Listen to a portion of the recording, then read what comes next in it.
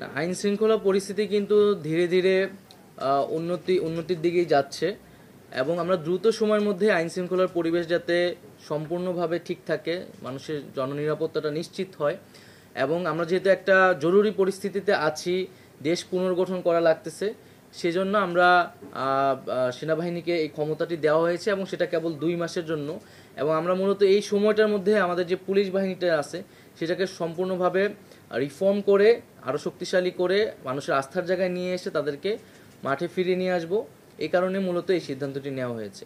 আমরা fact checking নিয়ে কিন্তু বিভিন্ন অংশীজনের সাথে কথা বলছি এবং আমরা মিডিয়ার সাথেও কথা বলছি যাতে এই যে ফ্যাক্ট চেকিং বিষয়টাকে আমরা কিভাবে আরও শক্তিশালী করতে পারি। সোশ্যাল মিডিয়ায় এই ধরনের যাতে গুজবগুলা আর ভেরিফিকেশন করে যাতে মানুষের কাছে সত্যটা উপস্থাপন করা যায়, মানুষ যাতে গুজব বা মিথ্যা দ্বারা প্রভাবিত না হয়, সে বিষয়ে আমরা ফ্যাক্ট চেকিং নিয়ে নতুন করে ভাবছি এবং একটা সেল করার পরিকল্পনা করতেছি। মামলাগুলো তো সরকার করছে না, বেশিরভাগই জনগণের জায়গা থেকে করছে বা বিভিন্ন অনেকে ব্যক্তিগত শত্রুতা থেকেও করছে।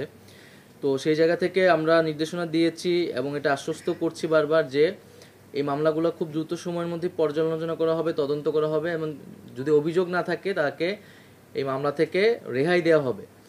এবং আমরা গতকালও প্রেস ক্লাব এবং এখানে যে সচিবালয়ে যে সাংবাদিক ফোরাম রয়েছে তাদের সাথে বসেছি এবং আমি ব্যক্তিগতভাবে বলেছি যদি কোনো সাংবাদিকের বিরুদ্ধে এই ধরনের অভিযোগ থাকে বা যাদের ক্ষতিগ্রস্ত হচ্ছে, তথ্য মন্ত্রণালয়ে আপনারা তাদের ইনফরমেশন বা ডিটেলসটা পাঠাবেন, আমরা এখান থেকে দেখব। তবে পাশাপাশি এটাও বলেছি যে কেবলমাত্র সাংবাদিক পরিচয়, সাংস্কৃতিক ব্যক্তিত্ব বা কবি পরিচয়ের কারণে কিন্তু কেউ রেহাই পেয়ে যাবে না।